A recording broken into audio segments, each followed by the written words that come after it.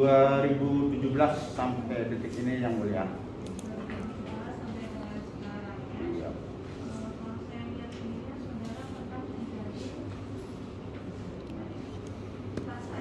Jaksa saya yang mulia dari tahun 90 sampai dengan 2011. 20 tahun saya jadi jaksa, bintang tanda jasa 10 dan 20 tahun. Pensiun 2011. Ya, resign, saya oper ke dosen yang mulia, resign. Iya. Belum, saya kan masih muda yang mulia, 52. Iya, saya ikuti aja kata-kata yang mulia.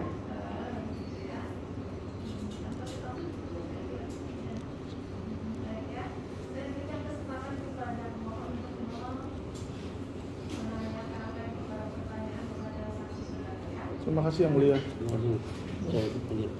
Baik, terima kasih yang mulia. Mohon izin Pak saksi ahli ya. Siap. Saksi ahli. Iya, ahli. Dalam hal ini keterkaitan proses pra peradilan yang mau kami tanyakan adalah dalam permohonan pra-pid apakah boleh untuk diadakan perubahan dalam permohonan tersebut? Saya rasa boleh sebelum dibacakan permohonan gugatan tersebut atau mengurangi yang namanya petitum atau tuntutan sebelum dibacakan atau dibuka sudah dibuka tapi belum diputus proses hukumnya. Saya rasa boleh. Tidak apa-apa, dibenarkan menurut undang-undang. Artinya tidak ada yang dilanggar dalam hal itu ya? Iya. Baik. Pertanyaan berikutnya, ahli. Apakah perbedaan delik aduan dan delik umum? Baik, saya jawab. Delik aduan dengan delik biasa, tidak ada delik umum, delik biasa. Delik ya, maaf. Iya. Delik aduan itu terbagi menjadi dua, delik absolut dan delik relatif.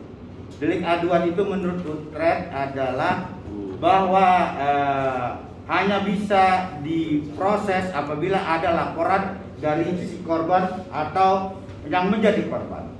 Mohon izin Pak Profesi, hargai profesi saya. Walau saya dengan catatan, tetapi saya berbicara tentang normatif hukum. Bapak, kan Bapak dididik, dimuliakan. Apalagi saya yakin Bapak AKBP ini tampangnya kelihatan auranya. Gitu. Mohon maaf, jangan ketahukan saya. Memang saya dengan catatan yang mulia, tetapi ini saya berbicara normatif, dasarnya demikian.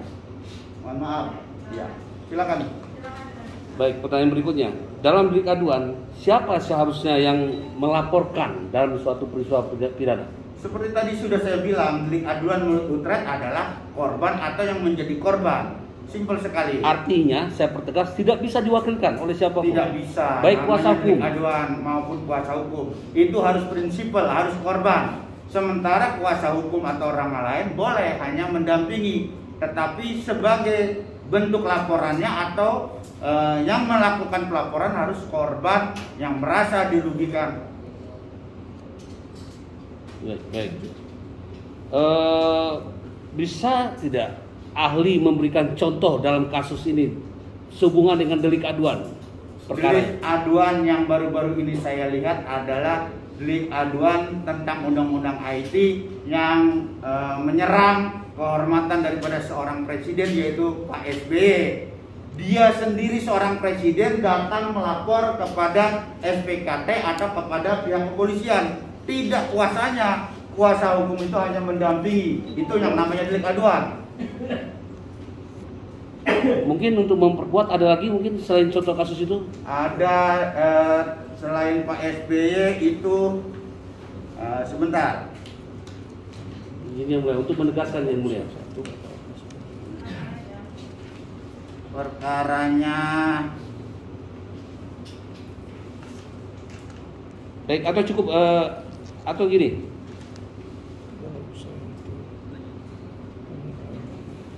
Bagaimana jika laporan atau aduan itu dilakukan bukan oleh orang yang semestinya? Menurut aturan hukumnya, dasarnya tidak dibenarkan. Kalau sesuatu yang tidak dibenarkan berarti ilegal atau tidak bisa diproses hukum. Itu harus ditolak oleh pihak kepolisian. Saya rasa polisi-polisi kita ini handal, cerdas. Kalau yang namanya bukan delik aduan tidak bisa dia terima. Itu. Siap. Baik. Mohon penjelasannya ahli tentang proses hukum due process of law. Due process of law adalah merupakan sebuah proses harus sesuai dengan asas kepastian hukum, asas keadilan, dan asas kemanfaatan, dan sesuai dengan aturan hukum yang berlaku. Itu namanya due process of law. Mulai dari pelaporan, penyelidikan, penyidikan, bahkan sampai proses hukum terakhir, yaitu proses hukum di pengadilan. Itu harus due process of law. Tidak bisa tidak melalui due process of law. Apakah itu merupakan satu kesatuan? Artinya tidak terpisahkan satu sama lain keterkaitannya? Ya, tentu saja satu kesatuan, tidak mungkin berdiri sendiri-sendiri. Dari mulai pelaporan sampai dengan proses lidik, sampai ditingkatkan ke proses penyidikan, sampai dengan jaksa penuntut umum menyatakan P21, penuntutan, bahkan sampai di proses persidangan di depan pengadilan ini harus due process of law. Ingat, negara kita adalah negara hukum. Segala sesuatunya harus koridor hukum. Apabila ada pelanggaran-pelanggaran di luar hukum, pelanggaran-pelanggaran KUHP yang di luar negeri dikatakan Miranda of rule, itu tidak dibenarkan pada negara hukum. Saya rasa demikian. Mohon izin saya berbicara normatif saja. Satu pertanyaan terakhir, mohon izin Pak. Satu pertanyaan terakhir. Adakah, ini bergeser sedikit dari tadi, adakah kewajiban penyidik untuk memberikan SPDP?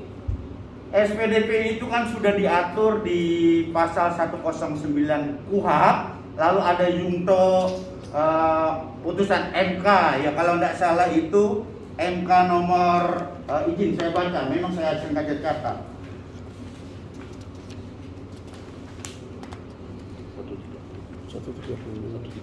MK nomor 130 PU Romawi 13 2015 mewajibkan penyidik untuk memberikan dalam waktu 7 hari kepada si tersangka, kepada si pelapor, kepada pihak kejaksaan. Karena SPDP ini oleh pihak kejaksaan untuk menerbitkan yang namanya P16 atau jaksa peneliti untuk memonitoring, untuk mengawasi, mengkoordinasi dengan penyidik, dengan penuntut umum dalam rangka proses hukum yang dikatakan due process of law. Bagaimana bisa tanpa SPDP jaksa memonitor perkara tersebut? Itu tidak dibenarkan undang-undang. Oke. Jadi saya pertegas karena kan ahli ini dulu mantan jaksa ya. Jadi kalau SPDP itu tidak diberikan kepada kejaksaan, tapi yang datang duluan penetapan tersangka, apakah kejaksaan itu bisa melakukan proses yang tadi ahli bilang, mengawasi, memastikan, bisa nggak itu? Tentunya tidak bisa. Siapa bisa, jaksanya? Ya? Itu barang liar. Bisa-bisa jaksa, saya tidak berani bilang itu. Tentunya tidak dibenarkan undang-undang. Sesuatu yang tidak dibenarkan undang-undang tidak sah atau ilegal. Bahkan proses itu bisa dikatakan cacat hukum loh. Baik. Pasal 109 tadi ayat 1 KUHP yang ahli bilang itu isinya ada sebuah frase yang bilang wajib di situ. Nah, pertanyaan saya, apa maksudnya kenapa sampai undang-undang KUHP itu tulis kata wajib, ahli? Itu karena untuk melindungi hak asasi manusia. Kata-kata frase itu dapat kita kategorikan atau sesuatu keharusan yang tidak bisa dialaskan atau dialihkan dengan alasan apapun, itu harus tetap dilaksanakan dalam sebuah due process of law atau dalam sebuah proses penegakan hukum. Jika SPDP itu tidak pernah diberikan, bagaimana jaksanya? Tentu tidak ada P16. Mohon izin, kita berbicara keilmuan, bukan berbicara tentang subjek. Ya, itu saja. Saya rasa demikian Pak pengacara. Terima kasih ahli. Saya lanjutkan pertanyaan saya ahli. Apabila ada polisi atau penyidik yang bilang, oh saya tidak memberikan SPDP karena tidak ada sanksi hukum atau akibat hukumnya, apakah itu dibenarkan? Beliau mengatakan kami menjelaskan tidak ada sanksi hukum. Kami tidak pernah mengatakan itu yang mulia. Ada yang mulia di jawaban kami hanya kami katakan belum diatur dalam KUHP. Jadi pertanyaan beliau keberatan. Barangkali pertanyaannya yang Kita khusus ahli. kita untuk secara umum saja, secara umum, bukan menuju kepada person atau menuju kepada siapa, secara umum saja. Baik, saya sikapi ya. Berarti kalau pertanyaan demikian, seperti tadi yang sudah saya terangkan yang mulia, due process of law itu harus sesuai dengan asas kepastian, keadilan, dan kemanfaatan, dan sesuai dengan normatif hukumnya dengan aturan undang-undangnya. Apabila hal tersebut tidak dilakukan, jelas-jelas melanggar yang namanya normatif hukum atau aturan hukum. Walau tidak diatur di dalam sebuah aturan hukum, namun demikian perilaku atau sikap yang demikian itu di luar daripada institusi, di luar daripada kemauan daripada undang-undang, itu merupakan sebuah oknum, jadi ada sebuah kesalahan administratif. Namun demikian yang namanya SPDP itu wajib, gitu. Saya tidak berbicara tentang institusi ya Bapak, itu oknum. Apakah ada akibat hukumnya apabila tidak diberikan SPDP tersebut terhadap proses due process of law tersebut? Seperti yang tadi sudah saya bilang, due process of law itu merupakan satu kesatuan yang tidak terpisahkan. Dari mulai pelaporan, mulai semua yang bergerak lalu lintas daripada proses hukum itu. Apabila SPDP itu merupakan dari sebuah mekanisme dari penegakan hukum tidak diberikan, artinya cacat hukum atau due process of law tidak dijalankan sesuai dengan aturan hukum. Kita hanya berbicara aturan hukum. Baik, terima kasih Ali. Ali, di dalam pasal 109 KUHP ayat 1 tersebut, selain frasa wajib, ada frasa lagi paling lambat 7 hari setelah dikeluarkannya sprindik. Wajib diberikan 7 hari setelah dikeluarkan sprindik, itu frasanya. Pertanyaan saya adalah 7 hari setelah 7 hari paling lambat tersebut, ya kan, apakah diperbolehkan juga diberikan setelah 7 hari? Sprindik 7 hari, lalu ada putusan MK yang menyatakan demikian, lalu ada undang-undang pasal 109 menyatakan demikian, bahwa harus 7 hari SPDP sudah sampai kepada pihak kejaksaan. Jika terjadi hal tidak disampaikan pada waktu yang 7 hari karena wajib, maka pemberian 8 hari 9 hari itu di luar daripada koridor hukum yang kita nyatakan di luar normatif hukum. Saya rasa saudara pengacara bisa menyimpulkan apakah perbuatan itu dibenarkan oleh hukum atau tidak. Saya rasa demikian. Saya tidak akan mengarah atau tendensius. Yang jelas perbuatan itu di luar daripada due process of law. Karena undang-undang menyatakan 7 hari wajib. Kata-kata wajib itu tidak bisa dialaskan atau dialibikan. Karena saya berpendapat sesuai dengan normatif hukum saja. Dalam prakteknya saya tidak bertanggung jawab untuk itu. Yang jelas itu di luar due process of law. Saya rasa demikian yang mulia, Pak Pengacara, Pak Bitkum. Baik, ahli, saya ingin bertanya, di dalam proses penetapan tersangka itu apakah melalui sebuah proses ataukah cuma satu fase? Tidak, dalam proses penetapan tersangka itu pertama dengan lidik. Lidik itu menentukan perbuatan hukumnya. Lalu dari lidik itu mereka gelar perkara, itu ada perkapnya. Saya rasa sudah tahu, tak perlu saya baca. Dari perkap itu ada gelar perkara, lalu mereka menyimpulkan adanya pelaku yang dapat ditetapkan menjadi tersangka dan ditingkatkan menjadi penyidikan. Dari situ sudah penetapan tersangka, maka baru timbul SPDP dan ada surat penetapan tersangka untuk dilakukan proses lebih lanjut. Oke. Sesuai dengan due process of law. Makasih. Saya lanjutkan dari pernyataan tadi ahli bilang bahwa penetapan tersangka adalah sebuah proses. Apabila di dalam proses untuk mencapai penetapan tersangka tersebut ada hukum acara pidana yang dilanggar, apakah itu berpengaruh terhadap sah atau tidaknya sebuah penetapan tersangka? Sudah saya berbicara berkali-kali, due process of law itu bermula dari mulai pelaporan sampai lidik sampai dengan penyidikan. Apabila salah satu mekanisme dalam sebuah proses itu tidak dilalui dengan benar, otomatis proses due process of law itu tidak dibenarkan undang-undang. Artinya kalau saya bilang cacat hukum. Karena hukum yang benar adalah demikian. Apabila tidak dilakukan sebuah proses atau missing link, jelas cacat yang mulia. Apabila yang tadi ahli bilang due process of law-nya cacat, apakah penetapan tersangkanya sah atau tidak? Ya otomatis tidak bisa Pak, karena merupakan satu kesatuan. penetapan tersangka yang tidak melalui due process of law yang benar, artinya tidak dibenarkan oleh undang-undang.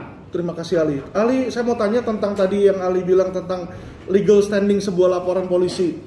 Anggap ada dugaan pelanggaran di dalam legal standing tersebut. Jadi sebuah laporan polisi yang tidak memiliki legal standing diproses sehingga sampailah kepada penetapan tersangka. Nah, menurut ahli, bagaimana norma hukum kita mengatur, terutama KUHP? Tidak dibenarkan. Kalau legal standing dari awal tidak benar, seperti sebuah rumah, apabila pondasinya rapuh, maka ambruk. Itu aja.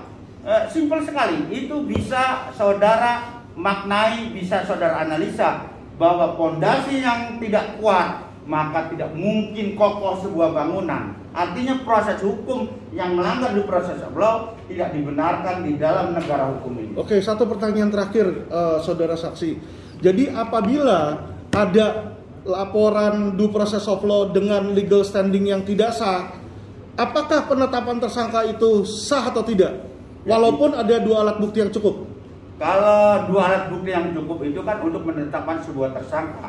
Tetapi kalau dalam sebuah proses due process of law-nya, Prapit ini berkenan tentang KUHP, tentang formilnya. Apabila formilnya tidak benar, maka walau terjadi sebuah perbuatan material, itu tidak bisa dibenarkan menurut due process of law. Ini perkara harus dikembalikan. Baik, terima kasih. Cukup Bukan dari tidak ada perbuatan ya, yang mulia. Baik, cukup dari pemohon yang mulia. Terima kasih yang mulia. Terima kasih ahli. Siap.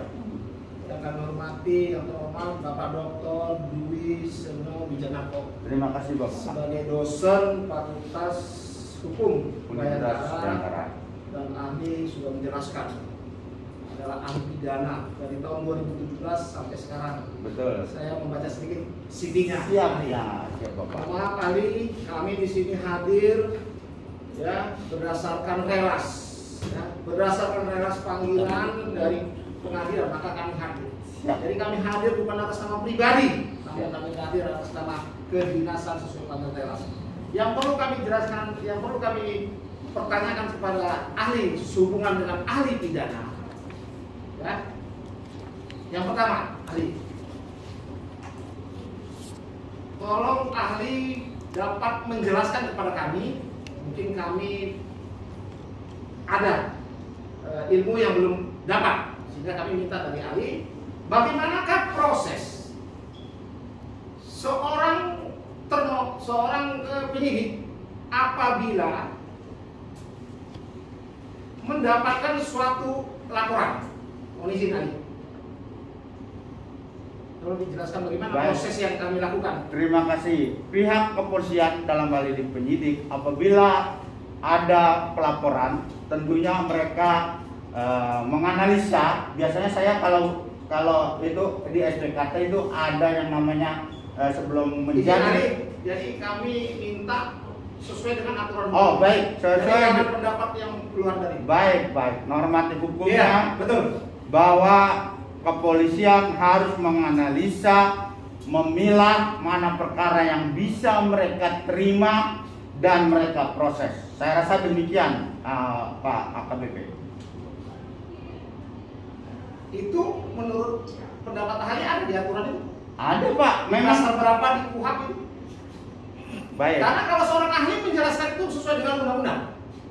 Ini dicari di KUHP ya kami, ini ada KUHP kami ahli. Baik, yang mulia. Saya datang ke sini berpendapat dan atas nama negara juga perguruan tinggi. Saya menyampaikan bahwa proses pelaporan itu pihak kepolisian memang menerima lebar-lebar, tetapi wajib menganalisa dan memilah apakah proses hukum tersebut bisa diterima atau tidak. Apakah ini delik biasa atau delik aduan. Tidak serta-merta menerima perkara itu saklek atau lekterur gitu aja. Terima kasih ahli. Ahli datang di sini ahli pidana. Jadi kami membutuhkan pendapat ahli pidana berdasarkan undang-undang. Tapi jawaban ahli, terima kasih. Tadi ahli menjelaskan kepada pemohon yang bertanya. Ahli menjelaskan ada delik aduan absolut dan delik aduan relatif. Pemohon tadi bertanya, ahli benarkan, yaitu delik aduan dan umum. Berarti itu Bukan, saya tidak Bukan. membenarkan. Saya- mohon izin sebentar ya. Tadi saya bilang bukan delik umum tetapi delik iya, biasa. Iya. Pemohon tadi mengatakan itu. Tapi Iya. ahli menjawab ada delik absolut dan Delik- relatif Delik aduan itu. berdasarkan Utrecht. Oke, pertanyaan kami, ahli, apa perbedaan delik aduan absolut dan relatif menurut Utrecht? Baik, yang mulia saya jawab. Tadi dipertanyakan tentang delik. Saya bilang delik itu ada dua, delik aduan dan delik biasa. Pada saat pengacara bilang delik umum, saya bilang bukan delik umum. Bagus, betul. Lalu delik aduan saya bagi menjadi dua, Iya. absolut dan relatif. Bagus. Absolut itu esensinya pelapornya harus korban atau yang merasa dirugikan. Sementara delik relatif itu bisa dilakukan pelaporan, tetapi ini adalah kekhususan untuk keluarga yang mulia, tidak bisa untuk orang lain. Begitu diatur di pasal 367 atau apa. Itu bisa delik aduan menjadi delik relatif. Begitu, tetap bisa diproses, bukan hanya harus si pelapor, tetapi bisa dikuasakan, bisa keluarganya. Itu namanya delik relatif. Kalau delik biasa, walau bukan korban bisa dikuasakan, bisa orang lain. Izin. Biar saya terangkan, Bapak. Karena kita tidak ada delik biasa, yang ada delik absolut Enggak, dan relatif. biar lebih terang dan jelas. Mohon izin, berikan kesempatan Iya, saya tapi berpendapat. makanya dengan delik absolut dan relatif. Izin yang mulia, beliau seharusnya bertanya saja dan ini menjawab. Kalau demikian, mohon yang mulia saya tidak akan Nah, berpendapat oke. karena beliau apa ya namanya ada tendensi Oh, tidak. menganakan. Tidak. Kalau tidak tendensi, berikan saya kesempatan Iya. menerangkan. Iya. Kan begitu. Benar ya, kita hargai ahli. Iya. Sampai selesai. Nanti kalau ada korban, Iya, kalau silakan. tidak bisa pendapat saudara tuangkan ke dalam kesimpulan. Betul. Saya dihadirkan di sini untuk berpendapat dan pendapat saya sesuai dengan Silakan, normatif ya. hukum Terlalu panjang dengan ceritanya, dasar. ya. Nggak apa-apa, itu hak saya berpendapat. Di sini beliau yang menjawab, Bapak bertanya, Pak. Kami Kalau Bapak yang jawab, Bapak di sini Kami aja. bertanya tidak dijawab. Bapak tadi Kami bertanya tidak dijawab. Bapak tadi Kami menyimpulkan bertanya dijawab. jawaban dia, Pak. Sudah. Hormati dong Bagaimana ahli. Saya tidak jawab. Semua punya telinga dan mendengar. Saudara menyimpulkan saya tidak menjawab dari mana? Saudara seorang perwira loh. Hati-hati. Saya menjawab kok. Sebentar, ini bukan pertarungan pribadi. Iya, makanya Iya, bukan betul. debatable yang mulia. Saya di sini hanya datang dan memberi pendapat. Jangan saya dibentak-bentak. Untuk apa? Saudara perwira loh, bukan main-main. Baik. Kapolres sampai AKBP. Ya, tolonglah. Tolong jaga emosi. Jangan, saya juga punya emosi, Bu. Iya. Tolong jaga emosi masing-masing ya. Tolong jaga emosi masing-masing dan saya di sini yang menjadikan. Tolong jaga emosinya. Siap. Tolong biarkan ahli menjawab sampai selesai. Betul, Kalau saya hanya ada yang berpendapat. tidak sependapat, tolong pendapatnya dituangkan di kesimpulan. Betul. Kalau ada pertanyaan lain yang berbeda dengan apa yang diterangkan ahli, tolong ditanyakan saja. Tidak usah di-counter. Begitu ya. Iya, saya hadir di sini berpendapat dan saya sesuai dengan normatif. Saya tidak ada kepentingan dengan yang bersangkutan dengan Bapak, itu saja. Dan saya tidak perlu dibentak-bentak Pak AKBP. Ya, baik. Silakan.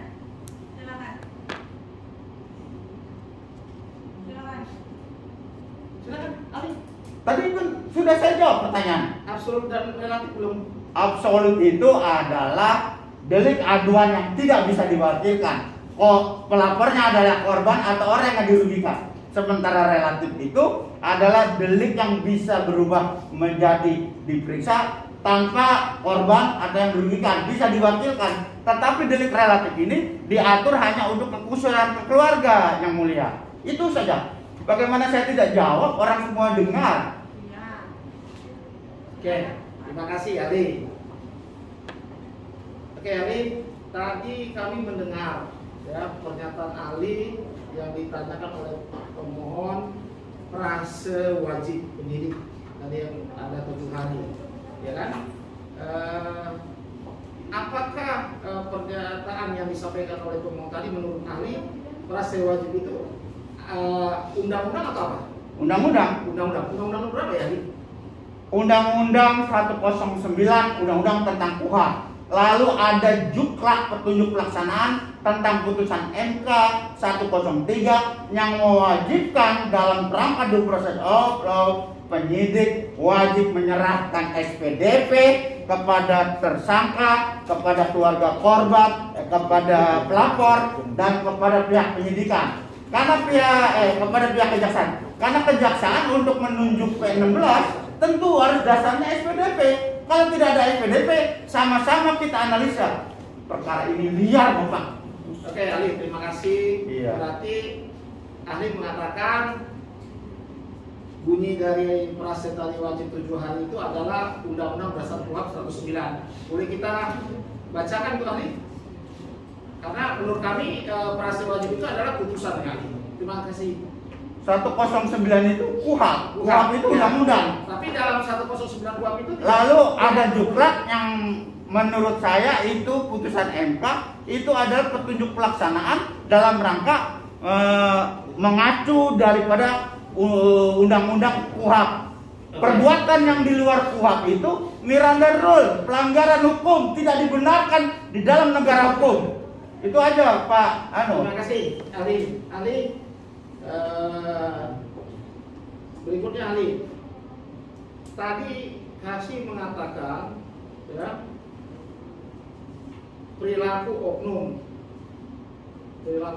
dan sikap di luar undang-undang. Kami tidak bertanya ke sana. Ya. Yang kami pertegas Pak ahli, kalau apabila kami selaku termohon telah mendapatkan laporan polisi dan kami telah melakukan penyidikan, gelar perkara, dan kami telah melalui proses itu, ya perlu kami ketahui ahli, mohon maaf, kami menjelaskan sedikit bahwa kami ini bukan prapit pertama ahli. Izin yang mulia, tadi Bapak bilang saya tidak boleh melebar-lebar. Nah, sekarang ini saya mau bertanya. Saya minta Bapak langsung poinnya saja. Iya. Nah, sekarang menurut ahli, pendapat ahli, bagaimanakah atau persyaratan apakah yang dibutuhkan oleh termohon apabila menetapkan seseorang sebagai tersangka? Baik, ini di luar daripada pelaporan. Kalau pelaporan itu harus dipilah dan memilah. Tetapi pada saat sudah proses lidik menyatakan seseorang menjadi tersangka, minimal 2 alat bukti yang cukup. Berarti menurut 183 alat bukti yang tertuang di dalam 184 KUHP, saksi, ahli, petunjuk, surat, dan keterangan tersangka tersebut. Namun demikian, sesuatu itu tidak bisa berdiri sendiri. Apabila pelaporan dalam hal ini misalnya delik ini aduan atau delik biasa, tidak bisa serta-merta. Memang penetapan tersangka harus melampaui bukti permulaan yang cukup. Tetapi dalam sebuah kerangka due process of law, apabila salah satu tidak dilalui dengan benar, maka ambruk semua itu bangunan karena kondisi daripada sebuah kerangka bangunan tersebut tidak benar. Saya rasa demikian yang mulia Bapak. Terima kasih ahli. Jadi kami mohon izin ahli agar ahli tidak menutup pangkat kami, kalau bisa ahli hanya menyampaikan saya. Tidak apa-apa, namanya di persidangan ini saya sebut yang mulia, pengacara, Pak Bitkum. Memang yang hadir siapa kalau bukan Pak Bitkum atau Pak pengacara yang mulia? Tapi jangan menyebut-nyebutkan pangkat, tidak usah ahli. Karena kami tidak menyebutkan ahli juga sebagai dosen ahli kami sebutkan. Oke ahli, terima kasih ahli. Yang berikutnya kami pertanyakan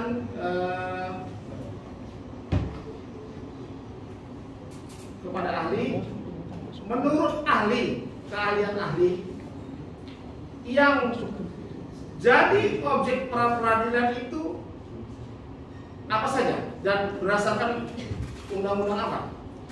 Jadi kalau yang namanya objek pra peradilan ini daripada peluasan daripada MK 65, penetapan tersangka bisa menjadi objek dari pra peradilan. Kalau dulu penyitaan, penahanan,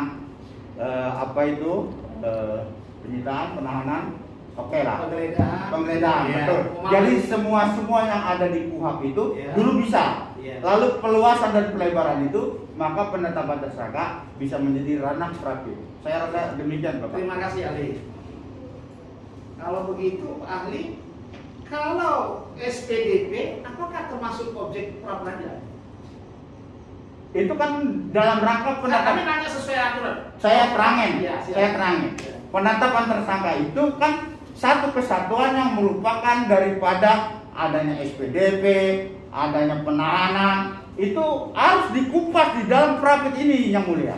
Saya rasa demikian. Iya, izin. Jadi SPDP itu merupakan satu kesatuan dalam rangka membongkar atau menguji apakah penetapan tersangka ini sudah due process of law. Itu aja. Kalau ranahnya memang betul tidak masuk ke dalam ranah, tapi terimplisit, tersirat bahwa itu merupakan bagian dari sebuah penetapan tersangka. Ya, terima kasih ahli karena ahli sudah menjawab objek pra peradilan, sita, geledah, dan SPDP bukan. Terima kasih ahli. Hanya Ya. itu saja ya, kami sudah jelas bahwasanya SPDP bukan objek pra peradilan. Terima kasih ya mulia. Mohon izin, bukan objek tetapi merupakan satu kesatuan dalam rangka menguji, membongkar penetapan tersangka itu benar atau tidak. Izin ya mulia, kalau kita bicara menguji itu berarti nanti di perkara pokok ya mulia. Terima kasih mulia. Bukan, prapit ini Terima memang kasih. menguji Ya, kebenaran terima kasih. hasil formil. Ada tambahan tidak dari yang lain? Cukup ya mulia. Terima kasih. Terima kasih.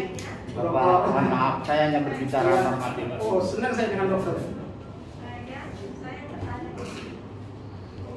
tadi kami menjelaskan bahwa perubahan permohonan pra peradilan itu bisa dilakukan sebelum dibacakan. Iya, yang mulia. Sampai sejauh mana perubahan itu bisa dilakukan? Perubahan itu bisa dilakukan selagi tidak mengurangi petitum, tetap tidak bisa merubah apa-apa yang namanya posita dari sebuah gugatan. Saya rasa gitu. Bisa diulang kali, saya mau Kurang jelas ya, saya buka ya Bu ya. Bahwa perubahan permohonan gugatan itu diperbolehkan menurut undang-undang sebagaimana diatur dalam pasal 127 RF. Penggugat berhak untuk mengubah atau mengurangi petitumnya diputus asalkan tidak menambah pokok gugatannya atau menambah petitum tersebut sebelum perkara ini diputus yang mulia. Jadi dibenarkan menurut undang-undang. Ya. Artinya, perubahan total itu Dimungkin. Perubahan total dimungkinkan selama petitumnya tidak ditambah. Betul yang mulia, betul yang mulia. Siap.